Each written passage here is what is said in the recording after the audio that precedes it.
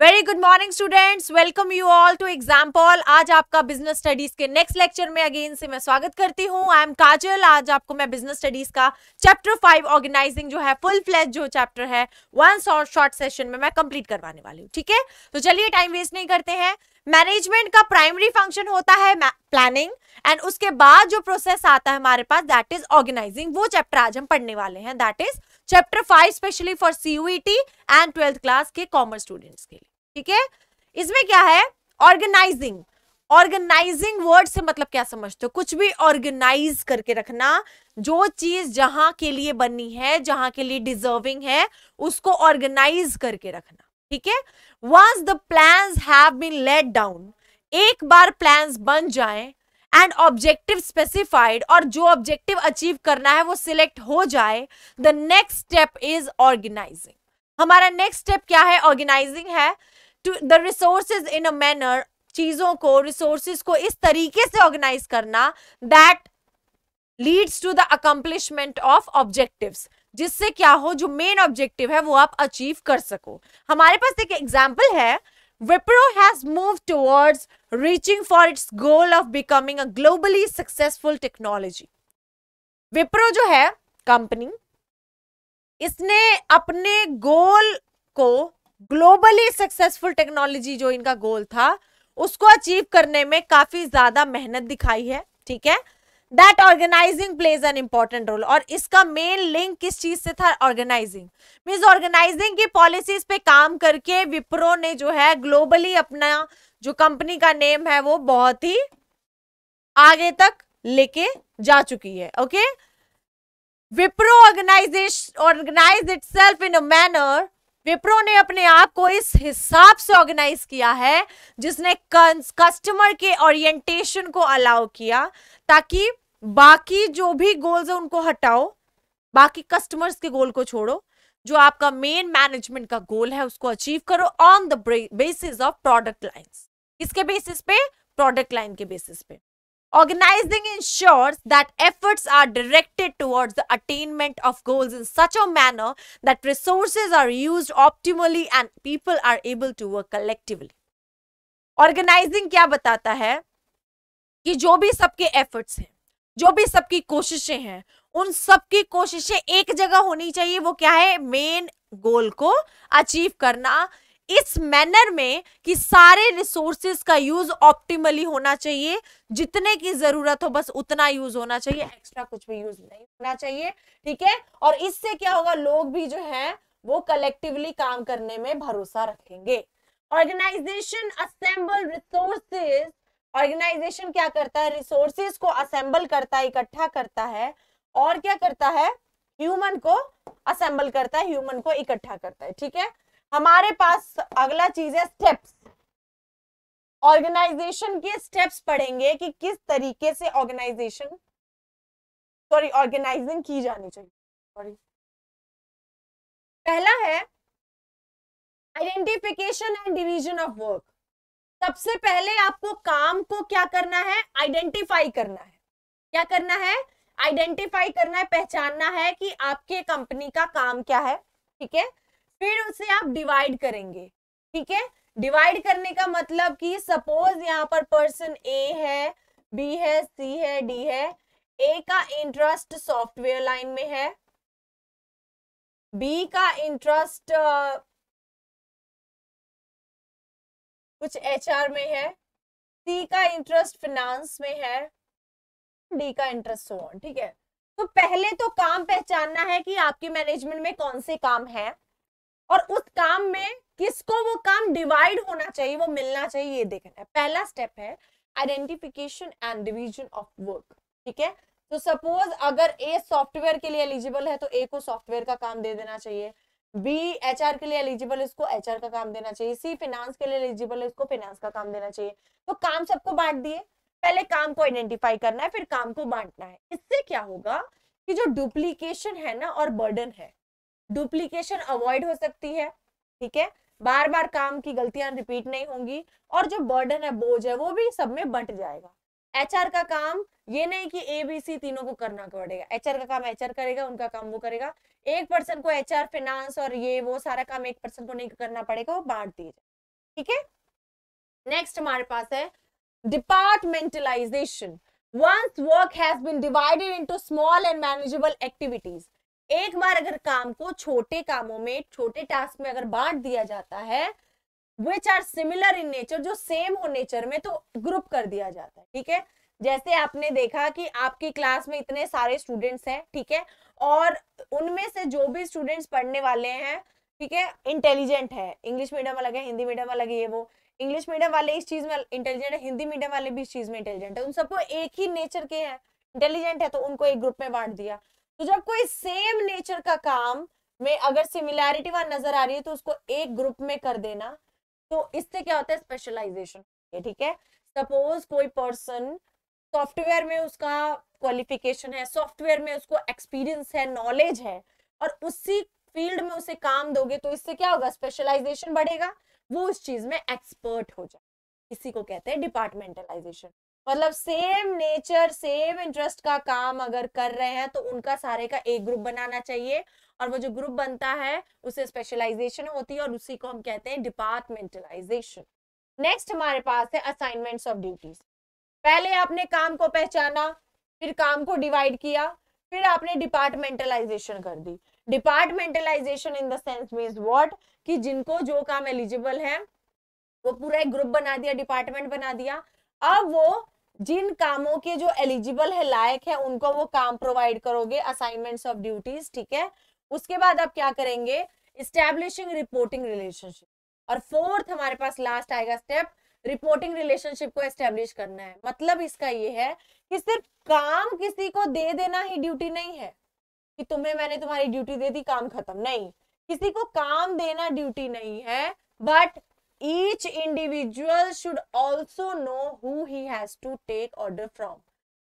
सिर्फ ये नहीं कि मेरा काम है किसी को ड्यूटी देना, किसी को काम देना और हो गया। नहीं, मैं अगर किसी को उसकी ड्यूटी बता रही हूँ तो उसके साथ सामने वाले पर्सन को ये भी पता होना चाहिए कि वो किससे ऑर्डर लेगा और किसे जवाब देगा। ठीक है, तो इस तरह का जो रिलेशनशिप, इसी तरह का क्लियर जो रिलेशनशिप का जो एस्टेब्लिशमेंट है, इससे क्या होता है, एक हायरार्किकल स्ट्रक्चर बनता है। ठीक है, अगर ए को पता है, A is suppose the MD, manager ही मान लो, चाहे के अंडर काम करने वाले बहुत सारे लोग हैं, B E F H I J K. ठीक है, तो यहाँ पर सी को मानो कोई काम मिल गया, काम कर रहा है, लेकिन इसका काम यहाँ पे खत्म नहीं होता है। इसको ये पता होना चाहिए कि इसको ऑर्डर किससे लेना है, इसको पता होना चाहिए इसको ऑर्डर ए से लेना, और इसको ये भी पता होना चाहिए कि जवाब अकाउंटेबल किसको देना है। भाई जो आपको ऑर्डर दे रहे हैं, आपको काम दे रहे हैं, तो उनको अकाउंटेबिलिटी भी प्रोवाइड कराना आपकी ड्यूटी है, उनको आप अकाउंटेबिलिटी प्रोवाइड कराओगे। ठीक है, तो ये आता है आपका एस्टैब्लिशिंग रिपोर्टिंग रिलेशनशिप। ठीक है, कि सिर्फ और सिर्फ काम ही मिलना नहीं, बल्कि पर्सन को ये भी पता होना चाहिए कि ऑर्डर लेना किससे है और क्या ऑर्डर लेना है और किसको जवाब देना है। ठीक है, नेक्स्ट आता है ऑर्गेनाइजिंग की इंपॉर्टेंस। ऑर्गेनाइजिंग की पहले इंपॉर्टेंस है कि स्पेशलाइजेशन होता है। सपोज कोई पर्सन सॉफ्टवेयर की लाइन में स्पेशलाइज्ड है, कोई एचआर की लाइन में स्पेशलाइज्ड है, कोई फाइनेंस में स्पेशलाइज्ड है, तो वो पर्सन उस फील्ड में क्या होगा, स्पेशलिस्ट हो जाएगा। तो क्या है, स्पेशलाइजेशन का इंपॉर्टेंस है। दूसरा है कि दूसरा है कि वर्किंग रिलेशनशिप जो में क्लैरिटी मिलती है। कैसे, सिर्फ काम ही नहीं करना पड़ता है उनको, साथ में ये भी उनको पता होना चाहिए कि उन्हें किससे ऑर्डर्स लेने हैं और किसको जवाब देना है। ऑप्टिमम यूटिलाइजेशन ऑफ रिसोर्सेज, काम का जो रिसोर्सेज का जो यूटिलाइजेशन ऑप्टिमम होना चाहिए, मतलब अच्छा होना चाहिए, उसमें किसी भी तरह का रिसोर्सेज वेस्ट नहीं होना चाहिए, जितने की जरूरत हो उतने का ही इस्तेमाल होना चाहिए। नेक्स्ट है अडेप्टेशन टू चेंज। अडेप्टेशन बहुत बड़ी बात होती है, मतलब एडजस्टमेंट। जरूरी नहीं कि जो प्लान आप करते रहते हो उन्हीं प्लान्स के बेसिस पे आगे काम होगा। इन फ्यूचर चेंजेस को कोई नहीं जानता है, किसी भी तरह की चेंजेस आ सकती हैं। ठीक है, तो उन चेंजेस के हिसाब से किस तरीके से एडजस्ट करना है, ये भी ऑर्गेनाइजिंग सिखाता है। इफेक्टिव एडमिनिस्ट्रेशन से क्या होता है, एडमिनिस्ट्रेशन अगर इफेक्टिव होगी तो वहां पे कंफ्यूजन और डुप्लीकेशन बहुत ही कम होंगे। नेक्स्ट आएगा डेवलपमेंट ऑफ पर्सोनल। पर्सोनल का डेवलपमेंट मतलब जो लेबर्स हैं, जो वहां पे काम करने वाले एम्प्लॉयज हैं, उनका डेवलपमेंट होगा। कैसे डेवलपमेंट होगा, वो जिस फील्ड में भी नॉलेज रखते हैं, जिस फील्ड का काम उन्हें अच्छे से आता है, अगर वही फील्ड का काम वो करते रहे तो वो उसमें क्या हो जाएंगे, स्पेशलाइज्ड हो जाएंगे, इसलिए क्या है, पर्सोनल की भी डेवलपमेंट होती है। अब हमारे पास आता है ऑर्गेनाइजेशन के स्ट्रक्चर। जान लेते हैं कि स्ट्रक्चर्स में इसमें क्या है। It can be defined as the framework within which managerial and operating task are performed. Organisation structure क्या होता है, एक ऐसा फ्रेमवर्क होता है जिसमें मैनेजरियल और ऑपरेशनल जो टास्क होते हैं वो परफॉर्म किए जाते हैं। It specifies the relationship between people, work and resource. वहां के लोगों के बीच, वहां के काम और वहां के रिसोर्सेज, चीजें, उनके बीच कैसा रिलेशनशिप है, ये भी ऑर्गेनाइजिंग बताता है, इसका स्ट्रक्चर बताता है। It allows coordination among human, physical and financial resource. ये ह्यूमन, फिजिकल और फाइनेंशियल रिसोर्सेज की तरफ क्या दिखाता है कि उनमें कितना कोऑर्डिनेशन है, वो कितना मिलके काम करते। देखते हैं किस तरीके का हमारे पास है। ये आपको मे बी क्लियर ना हो रहा हो, थोड़ा ये पिक्सल थोड़ा जूम करने पे हो रहा है, बट मैं आपको बता दे रही हूँ ये क्या है हमारे पास। देखो, दो स्ट्रक्चर्स में डिवाइडेड है। पहला हमारे पास आएगा फंक्शनल स्ट्रक्चर। ये बच्चे हमारे पास कौन सा स्ट्रक्चर है, ये हमारे पास है फंक्शनल स्ट्रक्चर।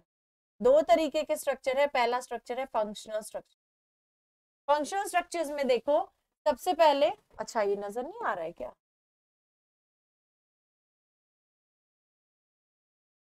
ये हमारे पास आता है फंक्शनल स्ट्रक्चर। इसमें क्या होता है कि इसमें सबसे पहले जो मेन है, बोर्ड ऑफ डायरेक्टर्स हो चाहे मैनेजिंग डायरेक्टर्स हो, कौन, बोर्ड ऑफ डायरेक्टर्स हो चाहे मैनेजिंग डायरेक्टर हो, ठीक है, इनके अंडर आते हैं 4 डिपार्टमेंट। पहला आता है मार्केटिंग डिपार्टमेंट, दूसरा प्रोडक्शन डिपार्टमेंट, तीसरा फाइनेंस डिपार्टमेंट, चौथा personnel department. Again I am repeating, marketing department, production department, finance department and personnel department. ये फंक्शनल स्ट्रक्चर है। कैसे, मार्केटिंग डिपार्टमेंट वाले जो लोग हैं, इनके अंडर जो काम करने वाले एम्प्लॉयज है, वो मार्केटिंग का पूरा उन्हें नॉलेज रहता है। प्रोडक्शन वालों के अंडर काम करने वाले को प्रोडक्शन वाले की पूरी नॉलेज रहती है, फाइनेंस वालों को पूरी फाइनेंस की नॉलेज होती है, और पर्सोनल में पर्सोनल लेबर्स जो भी एम्प्लॉयज काम कर रहे हैं उनकी नॉलेज होती है, ठीक है। अब इसके बारे में थोड़ा जान लेते हैं कि जो फंक्शनल स्ट्रक्चर है, आखिर इसमें ये 3-4 तरीके के डिपार्टमेंट आते हैं, लेकिन ये कैसे काम करता है, इसकी क्या बेनिफिट्स हैं, क्या इसके नुकसान है, जरा जान लेते हैं। हमने पढ़ा है ना पहला फंक्शनल स्ट्रक्चर। देखो, फंक्शनल स्ट्रक्चर जो है हमारे पास, सबसे पहला है grouping of jobs of similar nature. Similar nature के जो जॉब्स हैं, एक ही तरह का जो जॉब्स है, उसको एक ग्रुप में बांटना, ठीक है, वो किसके अंडर आता है, फंक्शनल के अंदर, स्ट्रक्चर के अंदर। And organising these major functions as separate department, और इन मेजर फंक्शंस को अलग अलग डिपार्टमेंट में बांट देने से क्या क्रिएट होता है, फंक्शनल स्ट्रक्चर। जैसे मैंने आपको अभी क्या बताया है, मार्केटिंग में मार्केटिंग वालों को एम्प्लॉयमेंट देंगे, प्रोडक्शन में प्रोडक्शन वालों को एम्प्लॉयमेंट मिलेगी, फाइनेंस में फाइनेंस वालों को पर्सोनल, मतलब कि ग्रुप कर दिया। मार्केटिंग में एक अलग ग्रुप बन गया मार्केटिंग वालों का, प्रोडक्शन में अलग ग्रुप बन गया प्रोडक्शन वालों का, फाइनेंस में अलग ग्रुप बन गया फाइनेंस वालों का, और पर्सोनल में अलग ग्रुप बन गया पर्सोनल वालों का, ठीक है। तो ये करने, इससे क्या होता है, ये बनता है हमारा फंक्शनल स्ट्रक्चर। लेकिन इसकी क्वालिटी क्या है, थोड़ा जानते हैं। It leads to specialisation. पहली चीज, क्यों, मार्केटिंग डिपार्टमेंट में वो एम्प्लॉयज काम करे जिनको मार्केटिंग का नॉलेज है, जिन्होंने मार्केटिंग में एमबीए किया होगा, जिनको उसी का एक्सपीरियंस होगा, उससे क्या स्पेशलाइजेशन बढ़ेगी, मतलब वो अपने काम में एक्सपर्ट हो जाए। फिर आएगा प्रमोट्स एफिशिएंसी। अगर काम अच्छा करेंगे, अगर वो एक्सपर्ट हो जाएंगे तो और एफिशिएंटली काम करेंगे और बेहतर तरीके से काम करेंगे। Promotes control and coordination. इससे क्या होगा, कंट्रोल और कोऑर्डिनेशन बना रहेगा, ठीक है। जो पर्सन जिस तरह का काम करे एक फील्ड में, तो कोऑर्डिनेट करके चलेंगे, एक दूसरे के साथ कोऑपरेट करके चलेंगे। Helps in increasing managerial efficiency. Managerial efficiency को इंक्रीज करने में हेल्प करेंगे। It leads to minimal duplication. Duplication के चांसेस बहुत कम रहेंगे। And makes training of employees easier. और एम्प्लॉयज की ट्रेनिंग इजी हो जाएगी। क्यों, मार्केटिंग वालों की ट्रेनिंग मार्केटिंग डिपार्टमेंट में, प्रोडक्शन वालों की ट्रेनिंग प्रोडक्शन डिपार्टमेंट में, और फाइनेंस की ट्रेनिंग फाइनेंस डिपार्टमेंट में, और सेल्स वालों की ट्रेनिंग सेल्स डिपार्टमेंट में। तो क्या हो जाएगा, ट्रेनिंग जो है यहाँ पे एम्प्लॉयमेंट्स का क्या बन जाएगा, इजियर हो जाएगा, ठीक है। अब इसके कुछ डिसएडवांटेजेस पे भी आते हैं, लेकिन फंक्शनल स्ट्रक्चर की कमी क्या है? अब भाई डिपार्टमेंट बट गए, लोगों के काम बट गए, तो प्रॉब्लम क्या है? It leads to problem in coordination as information has to be exchange across different department. अब प्रॉब्लम यहाँ ये आती है, जैसे कि आप ये देखो, मार्केटिंग डिपार्टमेंट का जो भी बातचीत होगा यहाँ पे, ये एक दूसरे से ये लोग तो एग्री कर जाएंगे मार्केटिंग वाले, है ना, लेकिन इन्हीं की मतलब सबका तो मेन ऑब्जेक्टिव एक अलग गोल है ना। बेशक यहाँ डिपार्टमेंट अलग अलग है, लेकिन काम तो सब ये इसके लिए कर रहे हैं ना, मेन गोल को अचीव करने के लिए, है ना। तो यहाँ पे क्या है, ऐसा तो नहीं मार्केटिंग डिपार्टमेंट का अपने में ही काम है, इनसे लिंक होगा प्रोडक्शन का, इनसे लिंक होगा फाइनेंस का, इनसे लिंक होगा, पर सब तो एक दूसरे से रिलेटेड है, डिपार्टमेंट अलग है ना।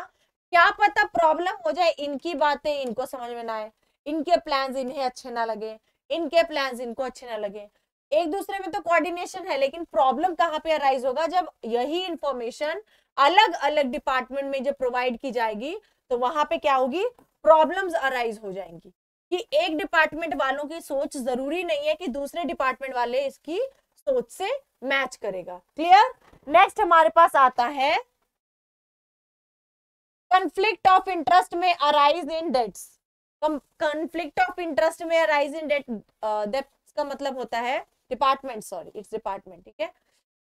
अब सपोज फाइनेंस वालों का इंटरेस्ट किसी चीज में है, तो एचआर का इंटरेस्ट किसी चीज में है, तो इंटरेस्ट अगर डिफर करेगा तो वहां पे डिपार्टमेंट्स में क्या होगा? कॉन्फ्लिक्ट्स होंगे। Inflexibility as people with same skill same knowledge. Inflexibility इसलिए होगी कि एक ही तरह के स्किल वाले एक डिपार्टमेंट में बैठे हैं, एक ही तरीके के नॉलेज वाले एक ही डिपार्टमेंट में बैठे हैं, इनफ्लेक्सिबिलिटी होगी, कुछ खास बदलाव तो आएगा नहीं, सभी एक सोच एक ही स्किल वाले एक जगह ग्रुप में इकट्ठे कर रखे हैं, नई चीज तो कुछ मिलेगी नहीं ना इनको, ये कमी है इनकी। अब हम आते हैं डिविजनल स्ट्रक्चर पे। किस पे आते हैं हम? डिविजनल स्ट्रक्चर पे। ये देखो, नहीं आ रहा तो मैं बता दूंगी। पहला है हमारे पास मैनेजिंग डायरेक्टर, क्योंकि उसमें मैंने आपको बताया ना, एचआर है, मार्केटिंग है, रिसर्च एंड डेवलपमेंट है, परचेजिंग, सेल्स, कुछ भी। इसमें क्या आता है? डिविजनल वाले में प्रोडक्ट्स होते हैं अलग अलग, पहले एक ही चीज पे काम चल रहे हैं, अब इसमें क्या है? एक ही कंपनी में अलग अलग तरीके के प्रोडक्ट्स हैं, कॉस्मेटिक्स भी है, गारमेंट्स भी है, फुटवियर भी है, स्किन केयर भी है, मेडिसिन भी है। तो मतलब गारमेंट्स जो है, तो गारमेंट्स का ह्यूमन रिसोर्स में भी काम होगा, मार्केटिंग में भी होगा, R&D रिसर्च एंड डेवलपमेंट और परचेजिंग में भी होगा। फिर कॉस्मेटिक का काम भी एचआर में भी होगा, इसमें भी होगा। हर प्रोडक्ट का चारों डिपार्टमेंट से रिलेशन है, ठीक है। अब ये कितना ज्यादा कॉम्प्लेक्स हो जाएगा, है ना, ये हम आगे जाके अपना जानते हैं हमारे डिविजनल स्ट्रक्चर में कि इसमें क्या होता है। फंक्शनल क्लियर है, एक पे बात हो रही है और उसपे क्या है? स्पेशलाइजेशन की बात होती है, ठीक है। अब हमारे पास आता है डिविजनल। नेक्स्ट हमारे पास क्या आ रहा है? डिविजनल। एडवांटेजेस है पहले। डिविजनल स्ट्रक्चर की क्या एडवांटेजेस है? Product specialisation helps in development of various skills. इसमें प्रोडक्ट की स्पेशलाइजेशन होती है, 5 प्रोडक्ट है, पांचों की अपनी अपनी स्पेशलाइजेशन होती है। Divisional heads are accountable for profits. जो भी अलग अलग डिविजनल हेड्स हैं, प्रॉफिट्स के लिए, रेवेन्यूज के लिए, खर्चों के लिए, और भी अलग अलग डिपार्टमेंट्स का जो भी काम है, सभी डिपार्टमेंट्स इन सब के लिए अकाउंटेबल होंगे, सब जवाब इनको देना पड़ेगा। It promotes flexibility. इसमें क्या है? अलग अलग प्रोडक्ट्स के अलग अलग स्किल्स चाहिए, किसी के लिए कुछ, किसी के लिए स्किल्स कुछ भी, तो फ्लेक्सिबिलिटी इसमें आती है, चेंजेस किसी भी तरह का आप डाल सकते हो। It facilitates expansion and growth. इससे क्या होगा? अगर एक से ज्यादा प्रोडक्ट पे काम करो तो प्रॉफिट भी बढ़िया होगा, ठीक है, तो इससे क्या होगा? ग्रोथ भी अच्छी होगी और एक्सपेंशन भी होगा। लेकिन इसकी कमी क्या है? कमी है कॉन्फ्लिक्ट्स में अराइज। अब देखो, इतने सारे 4 डिपार्टमेंट और प्रोडक्ट भी 4-5, सबको एक एक से हैंडल करना है, तो वहां पे इश्यूज आ सकते हैं। कोई बोलेगा कि प्रोडक्ट में कॉस्मेटिक वाला ठीक नहीं था, गारमेंट्स वाला ठीक था, कोई बोला स्किन केयर वाला ठीक नहीं था, तो कॉन्फ्लिक्ट्स हो सकते हैं। और इससे क्या खर्चा बढ़ सकता है? एक प्रोडक्ट पे पहले काम हो रहा था, तब तो 5-5 प्रोडक्ट्स की बात हो रही, तो खर्चे बढ़ेंगे। Suitable for those business where large variety of product are manufactured. ये जो डिविजनल स्ट्रक्चर है, ऑलवेज रिमेंबर, ये किसके लिए सूटेबल होते हैं? For large scale of business के लिए, जो लार्ज स्केल पे बिजनेस करते हो ना उनके लिए ये बहुत ही ज्यादा सूटेबल है। ठीक है, थोड़ा सा हम डिफरेंस कर लेते हैं ताकि आपको अंडरस्टैंडिंग हो जाए फंक्शनल स्ट्रक्चर और डिविजनल स्ट्रक्चर की। फंक्शनल स्ट्रक्चर किस चीज पे बेस्ड होता है? फंक्शन पे, कि काम कैसे करना है। डिविजनल स्ट्रक्चर बेस्ड किस पे बेस्ड होता है? प्रोडक्ट पे बेस्ड होता है। It is based on product, it is based on function. फिर इसमें क्या होता है, किस चीज की स्पेशलाइजेशन होती है? काम की, फंक्शनल स्पेशलाइजेशन। इसमें प्रोडक्ट की स्पेशलाइजेशन होती है। ये क्या है? Difficult to fix on a department, एक डिपार्टमेंट पे फिक्स होना बहुत मुश्किल है। ठीक है, और इसमें क्या है? Easy to fix responsibility for performance, इसमें अलग अलग डिपार्टमेंट से होके सब गुजरते हैं तो इजी है। फंक्शंस आर नॉट डुप्लीकेटेड, इसमें फंक्शन जो है वो डुप्लीकेट नहीं हो सकते क्योंकि सब क्या है? एक ही तरीके का स्किल और नॉलेज यूज करते हैं, इसलिए क्या है? इकोनॉमिकल है, सस्ते हैं, लेकिन ये कॉस्टली है, लार्ज स्केल पे बहुत खर्चा आएगा। Difficult for multi product company, जो multi product company functional structure पे काम नहीं कर पाएगी, लेकिन इनके लिए इजी है क्योंकि डिविजनल स्ट्रक्चर मल्टी पर्पस जो प्रोडक्ट कंपनीज है उनके लिए काम करता है। ठीक है, और आपका इसके साथ जो आज का चैप्टर है ना वो ऑर्गेनाइजिंग, देखो साथ के साथ खत्म भी हो गया। क्लियर हो गया?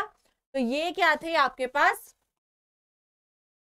चैप्टर 5 ऑर्गेनाइजिंग का कंप्लीट 21 मिनट में ये वीडियो है जो आपका कंप्लीट हो गया। 21 मिनट में आप अपना ऑर्गेनाइजिंग का चैप्टर गो थ्रू कर सकते हो, रिवाइज कर सकते हो। That's why I have called it a short session.